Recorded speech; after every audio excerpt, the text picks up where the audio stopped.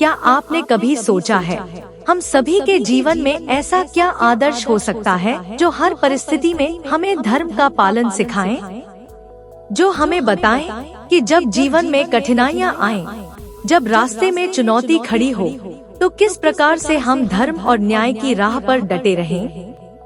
आज हम उसी महानायक की बात करने जा रहे हैं जिनका जीवन ही धर्म, सत्य और आदर्शों का प्रतीक माना जाता है, भगवान राम। लेकिन भगवान राम की कहानी सिर्फ एक पुरानी कथा नहीं है। यह एक ऐसा जीवन है जो हर युग, हर परिस्थिति में हम सबको प्रेरणा देता है। उनकी हर एक चुनौती, हर एक निर्णय, हर एक संघर्ष हमें सिखाता है कि कैसे कठिन से कठिन परिस्थिति में भी हम अपने आदर्शों और धर्म का पालन कर सकते हैं। जब हम रामायण की ओर नजर डालते हैं, तो सबसे पहले जो बात सामने आती है वो है राम का जीवन एक आदर्श पुत्र, आदर्श भाई, आदर्श राजा और एक आदर्श पति के रूप में। उनका पूरा जीवन हमें सिखाता है कि कैसे हमें जीवन में अपने कर्तव्यों को निभाना चाहिए, चाहे परिस्थितियाँ कितनी भी विषम क्यों न हो। भगवान राम का आदर्श जीवन तब प्रारंभ होता है जब वे अयोध्या के राजा दशरथ और रानी कौशल्या के घर जन्म लेते हैं।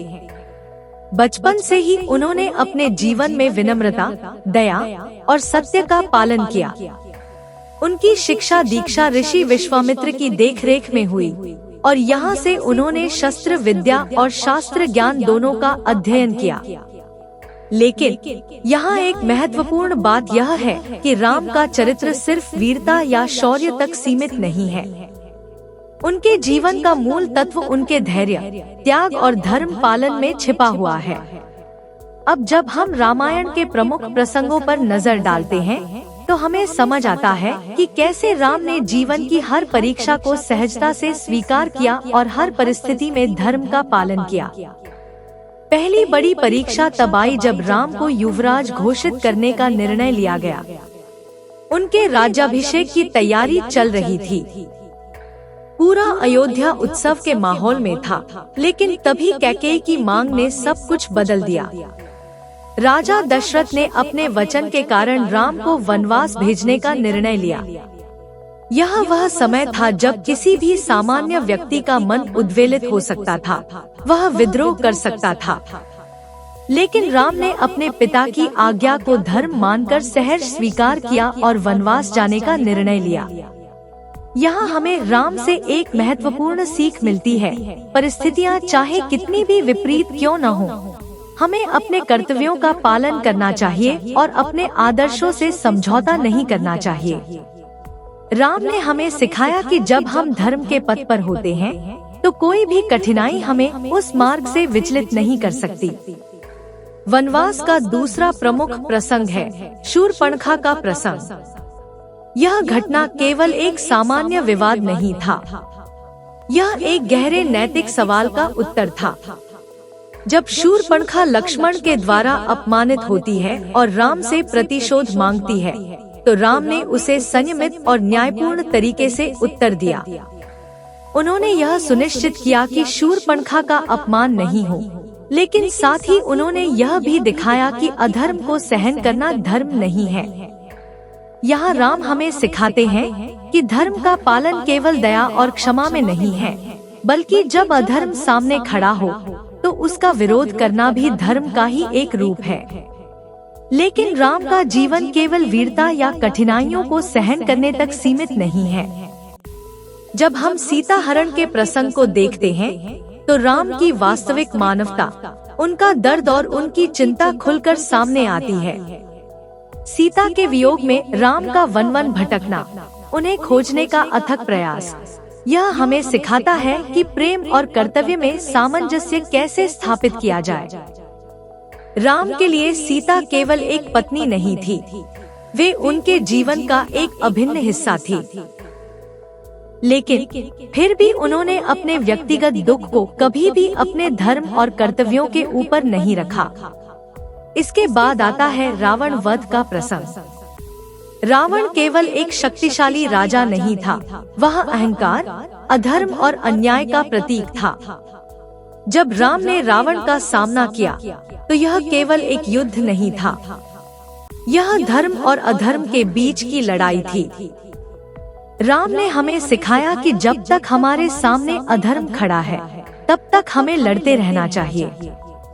लेकिन यह लड़ाई केवल बाहरी शत्रु के खिलाफ नहीं होती, बल्कि यह हमारे भीतर के अहंकार, लोभ और मोह के खिलाफ भी होती है। रावण के वध के बाद राम की एक और महत्वपूर्ण परीक्षा आती है, सीता की अग्नि परीक्षा। यह एक ऐसा प्रसंग है जिसे समझना थोड़ा कठिन है, क्योंकि यह हमारे मानवीय भावनाओं के विपरीत प्रतीत होता है। लेकिन यहाँ राम ने अपने कर्तव्य को सर्वोपरि रखा।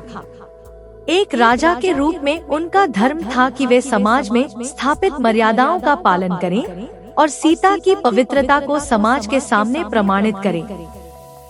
इस प्रसंग से हमें यह सीखने को मिलता है कि जीवन में कई बार हमें अपने व्यक्तिगत भावनाओं से ऊपर उठकर समाज और अपने कर्तव्यों का पालन करना होता है। राम का आदर्श जीवन यहीं खत्म नहीं होता। जब वे अयोध्या लौटकर राजा बनते हैं तो उनका शासन रामराज्य कहलाता है। रामराज्य वह आदर्श शासन था जहां सभी लोग समान थे, कोई भी दुखी नहीं था और सभी को न्याय मिलता था। यह हमें सिखाता है कि सच्चा नेतृत्व वही है जो अपने लोगों की भलाई के लिए काम करे। रामराज्य का यह आदर्श हमें आज भी प्रेरणा देता है कि अगर हम अपने समाज में समता, न्याय और सच्चाई को स्थापित करना चाहते हैं तो हमें अपने कर्तव्यों का पालन उसी प्रकार करना होगा जैसे राम ने किया। राम के जीवन का हर एक प्रसंग हमें एक नई सीख देता है। उनका जीवन केवल एक कथा नहीं है, यह एक आदर्श है जिसे हम सभी अपने जीवन में लागू कर सकते हैं। राम हमें सिखाते हैं कि जब हम धर्म, सत्य और न्याय के पथ पर चलते हैं तो जीवन में आने वाली हर कठिनाई हमें और मजबूत बनाती है। रामायण का अंतिम और सबसे महत्वपूर्ण संदेश है धर्म का पालन। धर्म का मतलब केवल पूजा पाठ नहीं होता, बल्कि यह हमारे जीवन के हर पहलू में सत्य, न्याय और कर्तव्य का पालन करना है। राम ने अपने जीवन से यह सिद्ध किया कि चाहे कैसी भी परिस्थिति हो, अगर हम अपने धर्म का पालन करते हैं तो अंततः विजय हमारी ही होगी। राम का जीवन हमें प्रेरित करता है कि हम भी अपने जीवन में उन्हीं आदर्शों का पालन करें।